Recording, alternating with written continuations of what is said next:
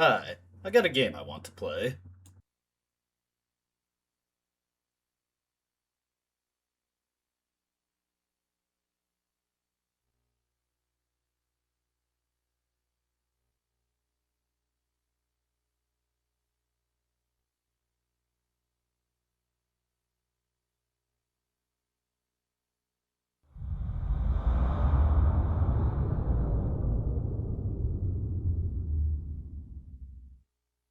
Hello, and welcome to another Let's Play. It's Resident Evil 4. You probably know what this game is. You've probably played it for yourself and enjoyed it. I'm not exactly breaking new ground here, but I did find my own little ways to try and create something a little bit interesting to do with a Let's Play of Resident Evil 4 in the year of our Lord, 2026.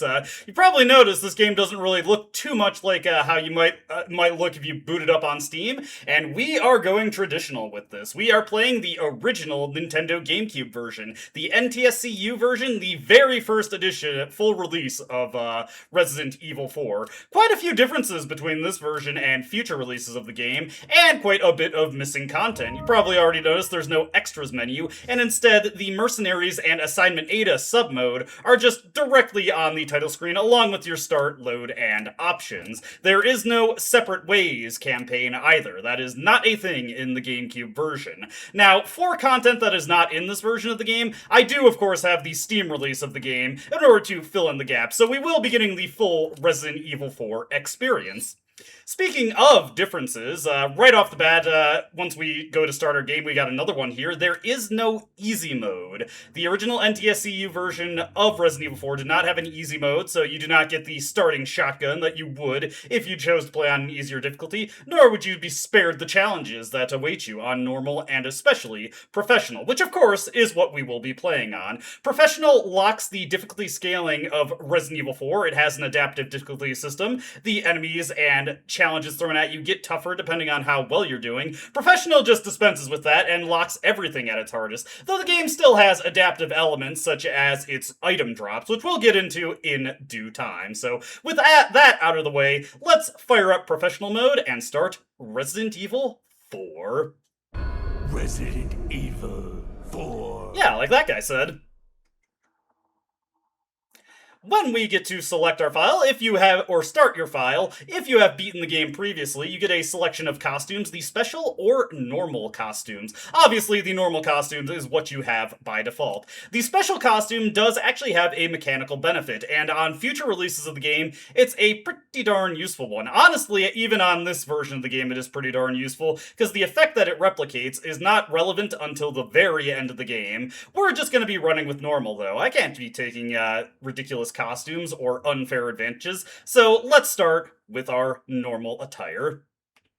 Let's insert Game Disc 1 before starting Resident Evil 4. This was on purpose. I wanted to show this off. Resident Evil 4 for the GameCube is actually a 2-disc game. They were not able to fit the entire package onto a single disc, so it had to be split into two, and the second disc contains definitely the lesser amount of content for the game. Note that if you're playing the Mercenaries minigame, it doesn't matter if you have disc 1 or disc 2 in, so that's nice, but if we want to revert to the beginning of the game, we do need to swap in our disc. It will be quite a while before we actually get to the point where we have to actually put in Game Disc 2 if we want to continue.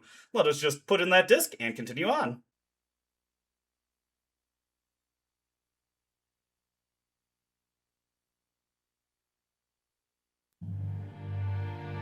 "1998. I'll never forget it. It was the year when those grisly murders occurred in the Arklay Mountains. Soon after, the news was out to the whole world, revealing that it was the fault of a secret viral experiment conducted by the international pharmaceutical enterprise, Umbrella. The virus broke out in a nearby mountain community, Raccoon City, and hit the peaceful little town with a devastating blow crippling its very foundation. Not taking any chances, the President of the United States ordered a contingency plan to sterilize Raccoon City. With the whole affair gone public, the United States government issued an indefinite suspension of business decree to Umbrella. Soon its stock prices crashed, and for all intents and purposes, Umbrella was finished.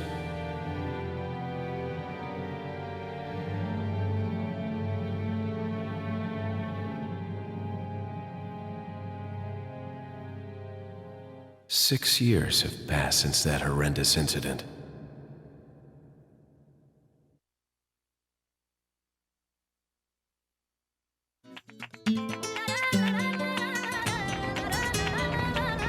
I received special training via a secret organization working under the direct control of the president. I was to assume the responsibility of protecting the new president's family. Coño, why am I the one who always gets the short end of the stick? You, who are you really? Come on and tell us. You are a long way from home, cowboy. You have my sympathies. Guess that's a local's way of breaking the ice. Anyway, you know what this is all about. My assignment is to search for the president's missing daughter. What? All by yourself? I'm sure you boys didn't just tag along so we could sing Kumbaya together at some Boy Scout bonfire. But then again, maybe you did. Oh, you crazy American. It's a direct order from the chief himself. I tell you, it's no picnic. I'm counting on you guys.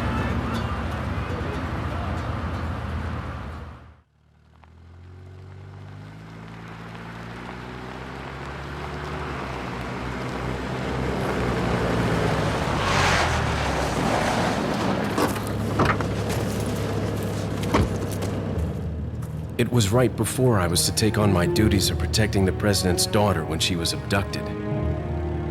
That's the ultimate reason I'm in this lonely and rural part of Europe. According to our intelligence, there's reliable information about a sighting of a girl that looks very similar to the president's daughter. Apparently, she's being withheld by some unidentified group of people. Who would have thought that my first job would have been a rescue mission?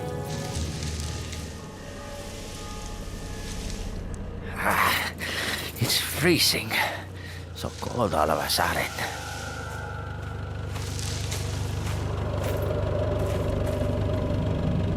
Must be my imagination. Sorry it took so long.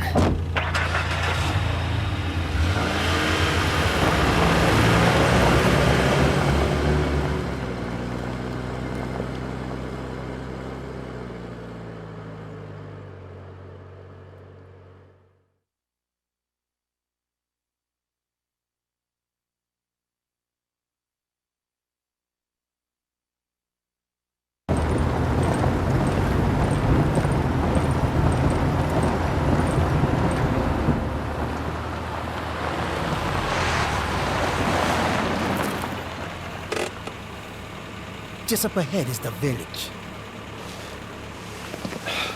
I'll go and have a look around. Yeah, we'll stay and watch that car. Don't want to get any parking tickets. Right. Parking tickets. Good luck. Jeez. Who are these guys? Did you say something?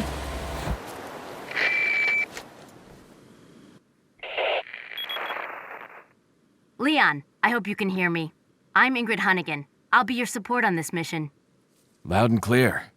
Somehow I thought you'd be a little older. So the subject's name's Ashley Graham, right? That's right. She's the daughter of the president. So try to behave yourself, okay? Whoever this group is, they sure picked the wrong girl to kidnap. I'll try to find some more information on my end as well. Good. Talk to you later. Leon out.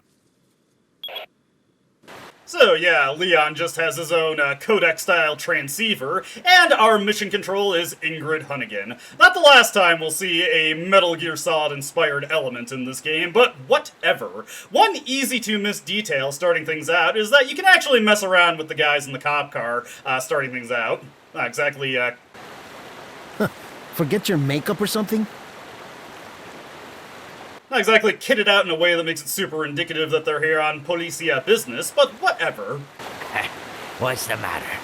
Did you lose your nerve? I suppose they're exercising a degree of subtlety, one that Leon was not demonstrating at the start. Another thing you can do to prompt some reactions from these guys is try to shoot at them. If you just press the A button while holding your aim with R to fire. Hey, stop fooling around. Damn. Yeah, that guy was surprisingly cool with me trying to kill him. What's this guy's reaction if I try to shoot him? No estés odiando. Get this over with, will you? Mic check? What the hell was that? I would like to give a big shout out to the translations fact for this game on GameFAQs that has good details about all of the Spanish utilized in this game. It was written by Jack White, Danny Valles, and Decaf. I'm going to assume that Jack White is not Jack White of the White Stripes, although I guess stranger things have happened. That guy was trying to incorporate a little bit of Espanol into his initial rebuttal there, but his diction leaves a little something to be desired, but it's believed what he was trying to say is, no estés jodiendo, which means quit screwing around, more or less. As you can probably guess, based on his accent, this does not sound anything like a Spaniard. This guy is not a native speaker, so I understand him getting a little garbled. Another thing you can do to prompt additional reactions is try to leave via the bridge. Not that way, cowboy. Well, gee, I'm just trying to be thorough. Maybe there's some items on the other side of that bridge. What do you think of that? Now, something we can do to start things out to get ourselves a little bit of extra help is animal cruelty. We've got some crows just posted out right here. If you shoot them from an adequate distance, you'll be able to pop them. They won't fly away, and you will be able to get some goodies off of their corpses. There is one right there. There we go. I want to make sure I pop that guy especially. Now, these crows drop pesetas, the main currency of Resident Evil 4. A depreciated currency, actually. Spain stopped using these around 2002, I want to say. And by the point this game came out, they switched over to the euros. But to be fair, the village that this game takes place seems a little out of time, so maybe it's not the most ridiculous thing in the world they're using an outdated currency. More than likely, though, it's just due to the fact that Resident Evil 4 had a pretty protracted development period, and they probably settled on Spain being the location for this game, while pesetas were still the currency. Regardless, the other crow here happens to drop a spinel, a treasure item that we will be able to make good use of later, but not right now. Better make sure our pistol is loaded, and better make sure the policia over there did not really think too much of us trying to shoot the crows. Heading down this way. Seems like we've already attracted some local attention. Well, the door is wide open, so I'm sure this guy has no problem with me just barging right in. Hello, friend.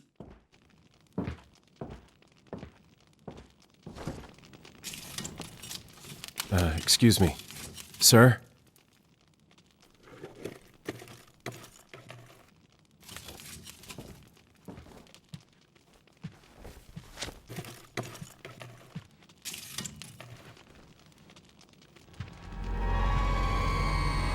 I was wondering if you might recognize a girl in this photograph? ¿Qué carajo estás haciendo aquí? ¡Lárgate, cabrón! Sorry to have bothered you.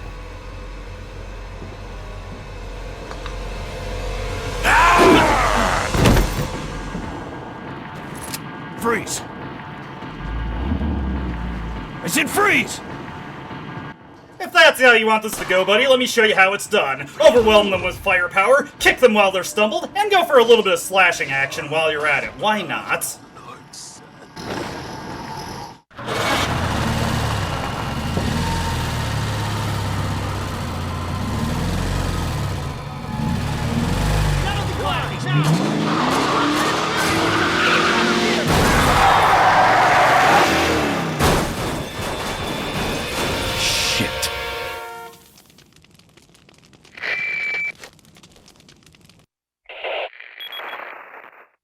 Is everything okay? There was a hostile local. I had no choice but to neutralize him. There are still others surrounding the area. Get out of there and head toward the village. Take whatever measures necessary to save the subject. Understood. Things were going pretty fast there. We got actually pretty lucky. This guy is not guaranteed to drop anything, but he decided to drop some handgun ammo for us. Let's also just take a quick look at his corpse. He's not a zombie. Note that in addition to the handgun, which we can manually equip by opening up our attaché case here, we have quite a greater amount of inventory space than we have in the typical Resident Evil game up to this point, and we can very satisfyingly just rotate and flip around and replace everything that we want and organize the case to our heart's content. Regardless, we also come equipped with a knife, which is mapped to its own button. Just hold the left trigger and you will produce your knife and can slash. Obviously, the knife is weaker than the pistol and is much shorter range, to say the least. Looks like they've killed a lot of people. Also, to say the least.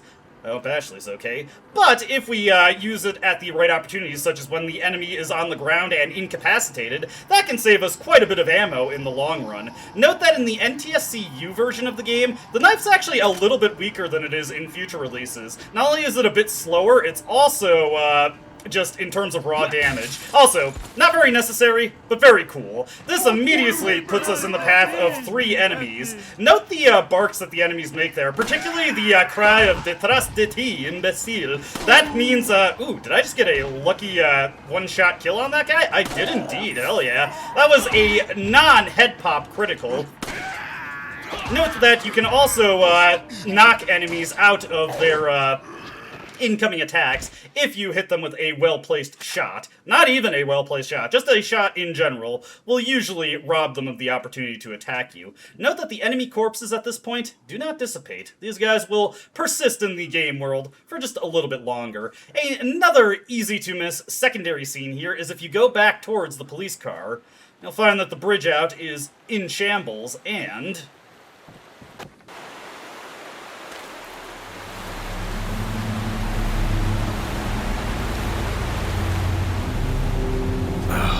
No. both the truck and the car are in the ravine, but the policia are nowhere to be seen, so there is a chance that they escape. We should probably put their rescue on the list as well. Even if we got off onto the wrong foot with those guys, you know, we don't really want to see them die.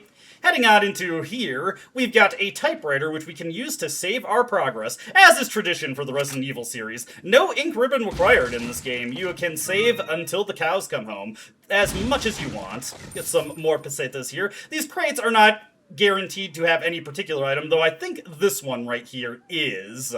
It will usually have that green herb, at least every time I've played it's always had it. But there is quite a bit of variance to item drops in various locations. Not every crate is even guaranteed to have anything. Only one of those crates on the shelves actually had anything of note for us. Got a little bit more animal cruelty here, and this is also pretty important.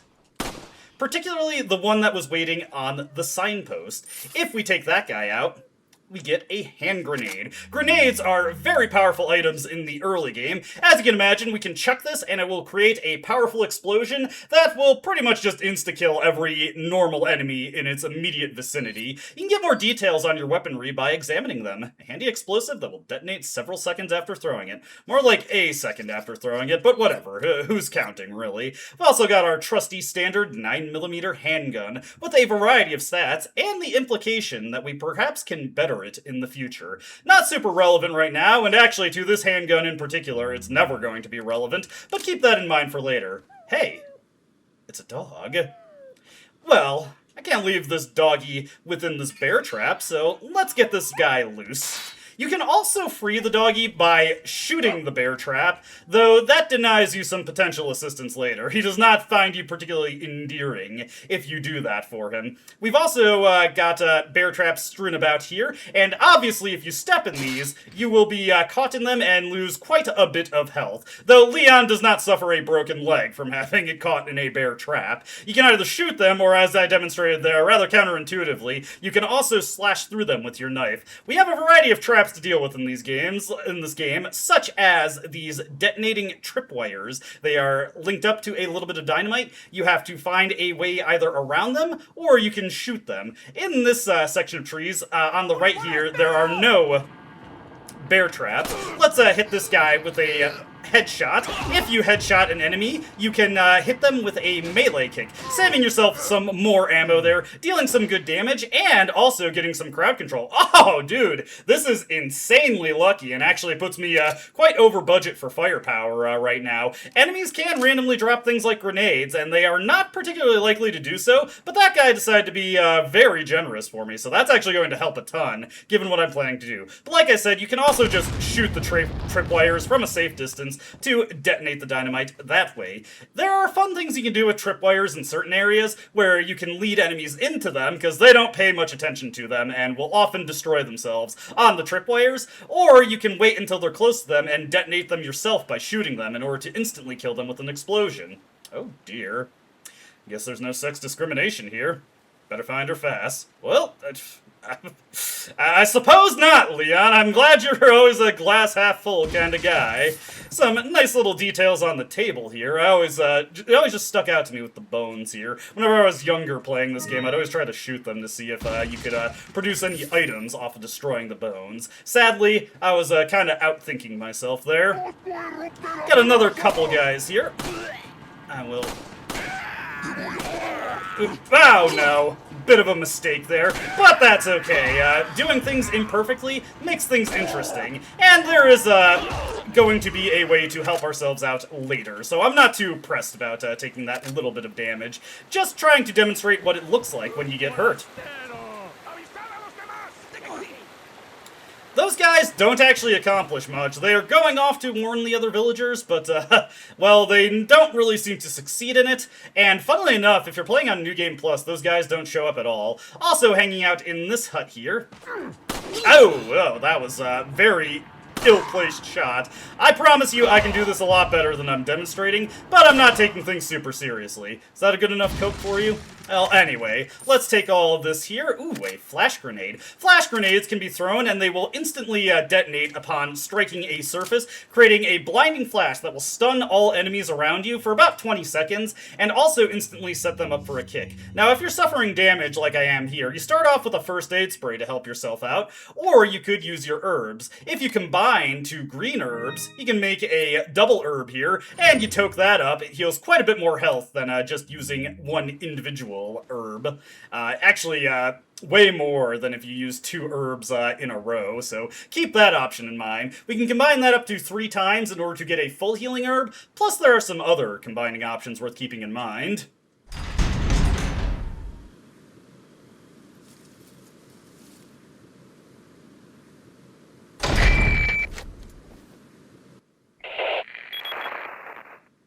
Leon, how you holding up? Bad question, Hunnigan. Sorry to hear that.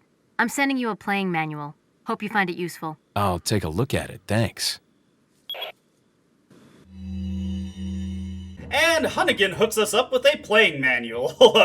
Bit of a fourth wall break there, but this contains some basic controls for you, as well as some tips like how to perform kicks to optimize your combat. Nothing I need to really do anything with. Once we walk past this threshold here, we get the option to look.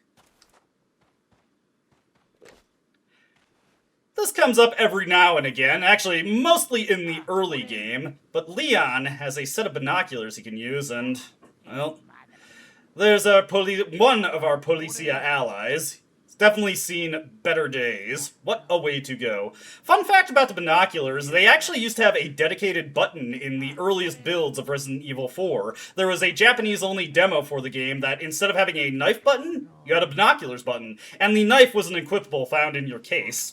Kind of an interesting thing, but I guess they realized that that was not particularly useful, so they decided to remove the binoculars button and add a dedicated knife button instead. Now, the villagers here are not alerted to us yet, and we want to take advantage of that. We want to run through here, and we actually want to engage some specific villagers in combat. Specifically right now, I'm going to want to equip a grenade, because we need to lay out as much damage as quickly as possible, and then get ourselves over to another cutscene.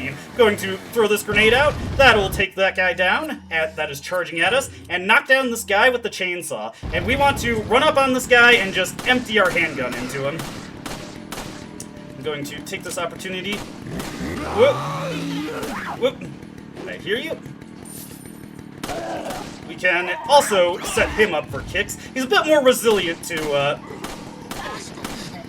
fire power, but whoop. There we go, we got him. I'm going to just do that to put that lady in hit stun, use the kick here to create a little invincibility, stun that guy with a handgun shot, and now we can make our way out of here. See, I told you I can do fancier maneuvers here. We'll let these guys hop the little fence there. They won't be able to hit us from here, and into this house we go. ¡Por allí! ¡No dejes que se escape! Damn, Vayan por detrás. Who are these people? What are they planning? Chainsaw.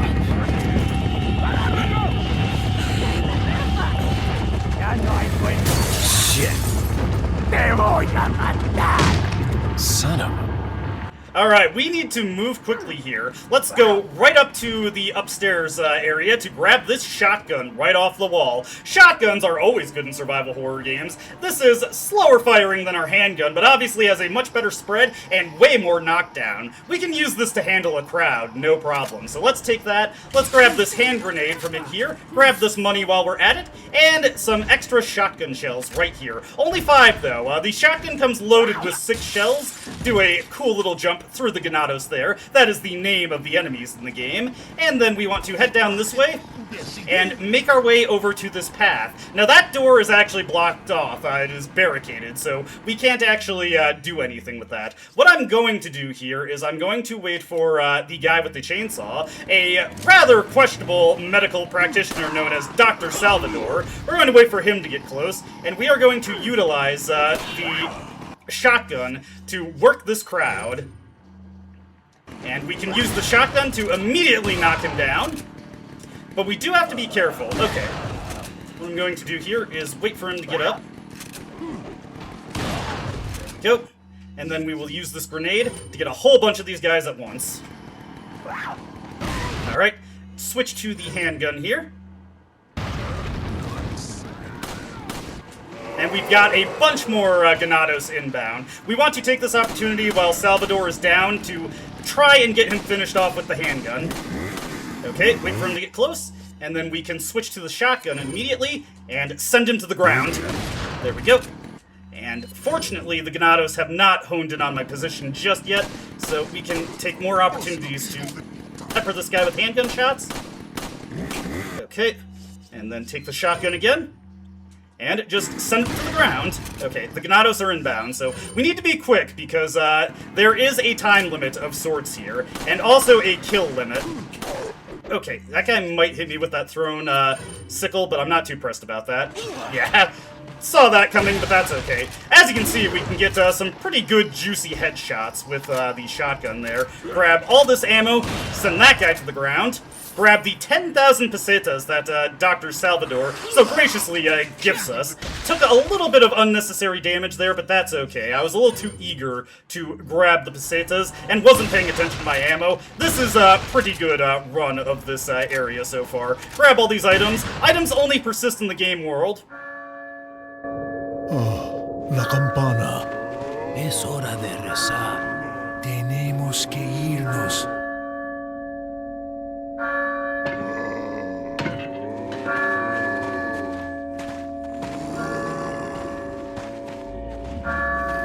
Lord Sattler.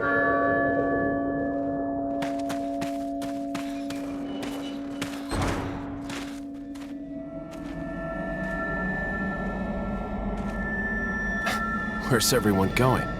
Bingo?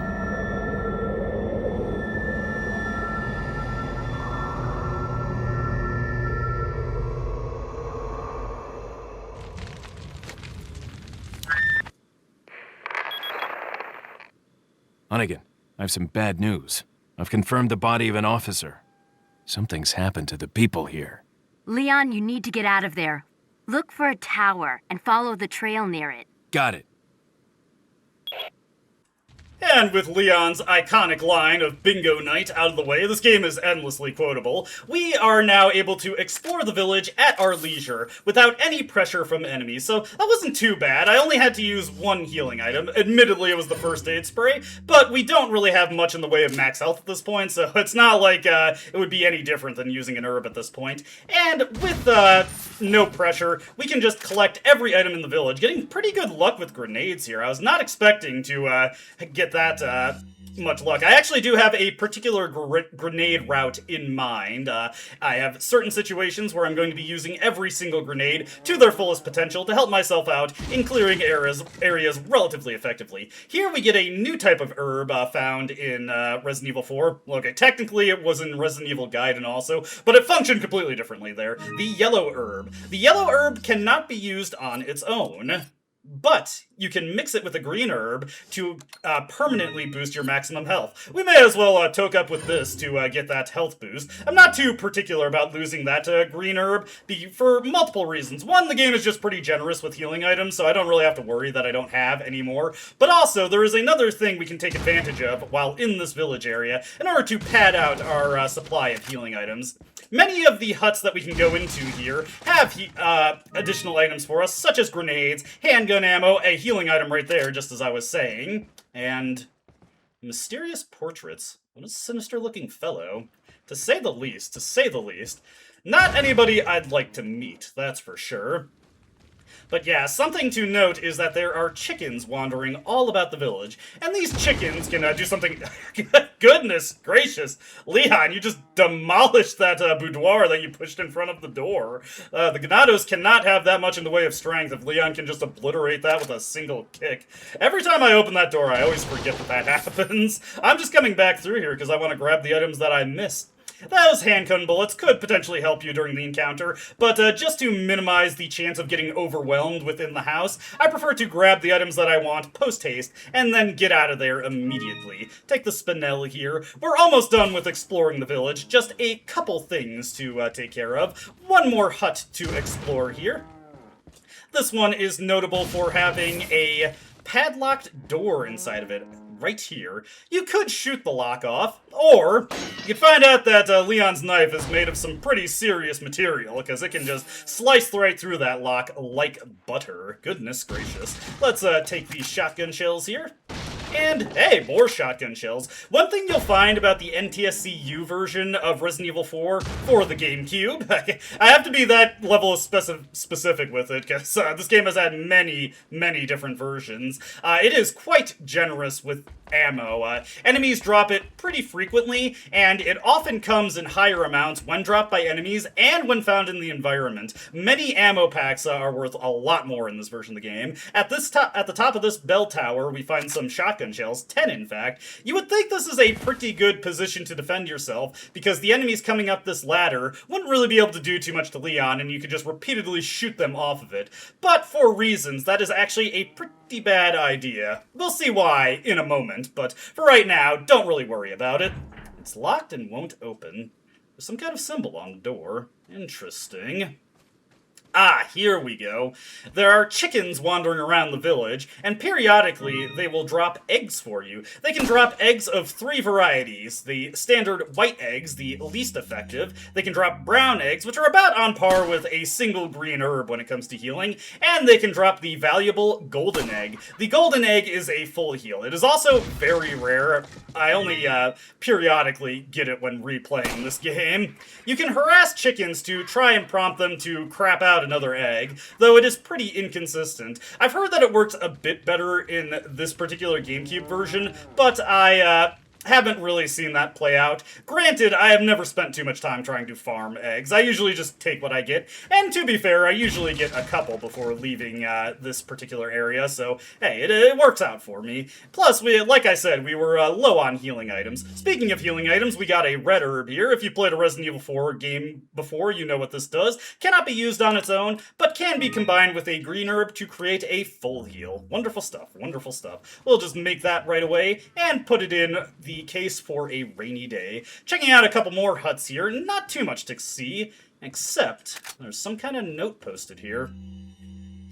What would Resident Evil be without its files? And it looks like Leon's lack of discretion with the officers is just a general lack of discretion, as it looks like it was well known we were coming here. Recently, there's been information that a United States government agent is here investigating the village. Do not let this American agent get in contact with the prisoner. For those of you not yet informed, the prisoner is being held in the old house beyond the farm. We will transfer the prisoner to a more secure location in the valley when we are ready. The prisoner is to stay there until further notice. Meanwhile, Do not let the American agent near the prisoner. We do not know how the American government found out about our village, but we are investigating. However, I feel that this intrusion at this particular time is not just a coincidence. I sense a third party other than the United States government involved here. My fellow men, stay alert. Chief Vitores Mendez. Wonder if that's a gentleman we will ever encounter.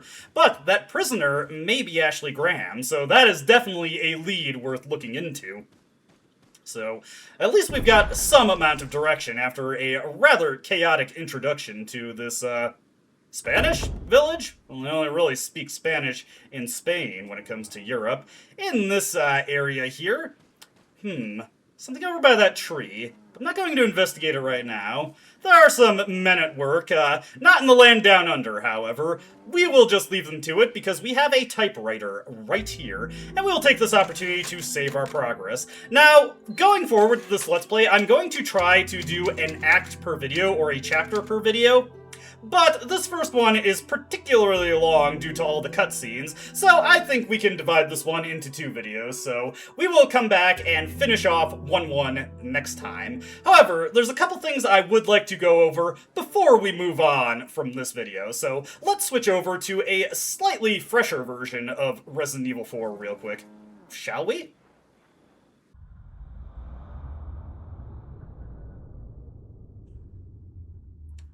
And here we are in the world of Resident Evil 4, the Ultimate HD Edition, found on Steam. Note this title screen here. This is actually the default title screen when you load up a file on Resident Evil GameCube without any system data.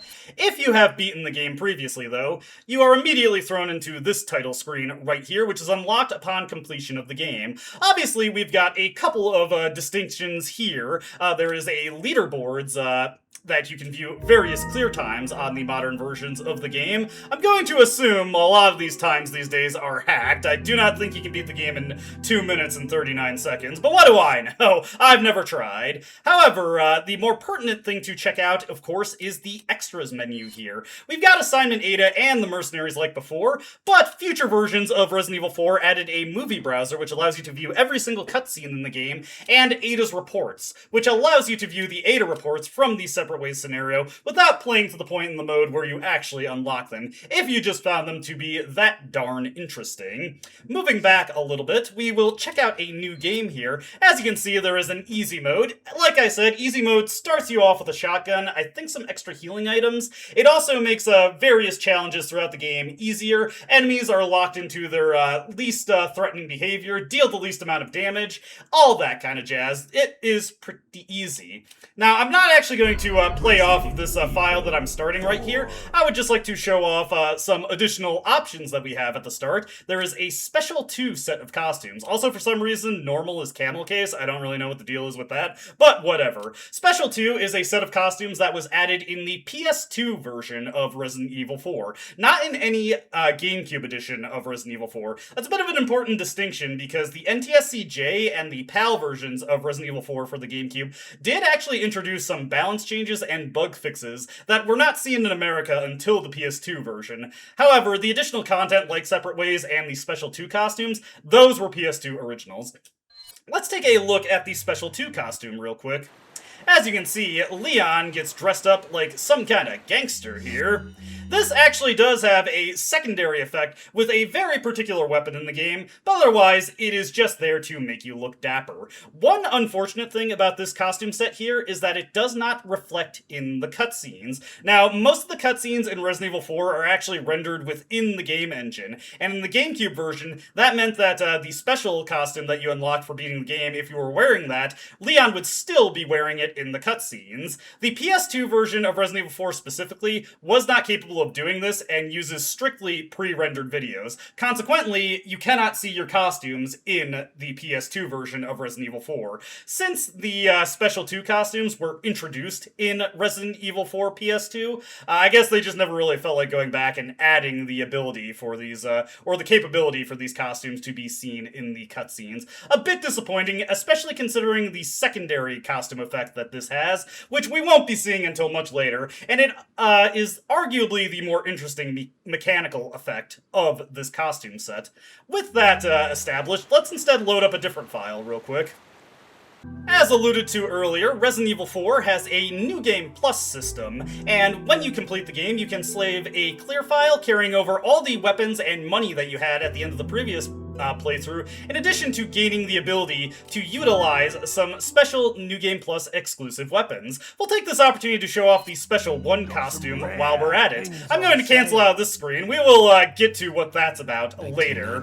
What I'd like to actually show off right now, though, is what our Special 1 costume is. Leon's RPD riot gear from Resident Evil 2, looking pretty good in this HD edition of the game, I gotta say. Now, as I said before, this actually does have a mechanical effect. This costume replicates the effect of the tactical vest item. It is an item that you can get at the end of the game in Act 5, the penultimate act, and honestly, really the last act. The 6th act of the game is a single chapter that is just a boss fight. But this tactical vest power-up reduces your damage received by 30%, so this is actually quite helpful to have on a professional playthrough if you're a little intimidated by making everything as difficult as possible. We're not going to really discuss the weapons I have at my disposal right now, but I would like to say I do kind of dislike how the items look in the HD edition of this game. I don't know, everything just looks a little too saturated to me. I like the more weathered look of everything in the standard definition versions of the game.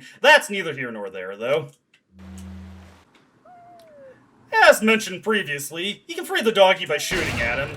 He does not really appreciate that quite as much. If that dog model looks a little familiar to you, though, Capcom actually did utilize that dog again in a pretty well-known cult classic at this point, you know, as well-known as a cult title can be, Haunting Ground. That dog is the base model for Huey in that game. Fun little bit of trivia there.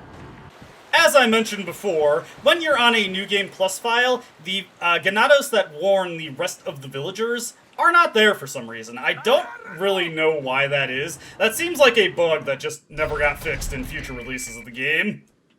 Heading into the village here, we are just going to immediately alert everyone to our presence, and I'm going to demonstrate what happens if you decide to try and camp at the bell tower. This seems like a good idea, but you will quickly find out that this is not quite the 4D big-brain move you thought it was. When you try to camp the clock tower, or bell tower here... Ooh, oh dear, oh dear, oh dear. This is a pretty unique behavior in this game. The villagers will start throwing Molotov cocktails at you. I can't think of any other place in the game where they actually do this, but it is a specific bit of behavior that they're programmed to have in this area to make sure you don't just camp them out in the obvious strategy. Now, one more thing to show off here. What happens if you let the Chainsaw Man, Dr. Salvador, connect with you? You know, I don't know what I expected.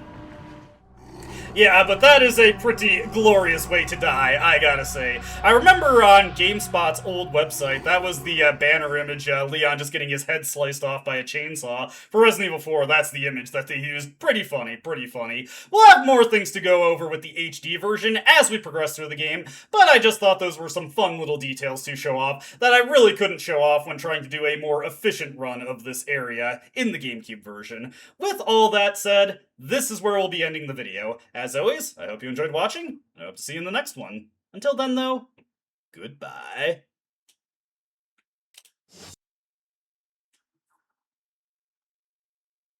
I don't dispute the doubts you've outlined, but it's my right to waste your time.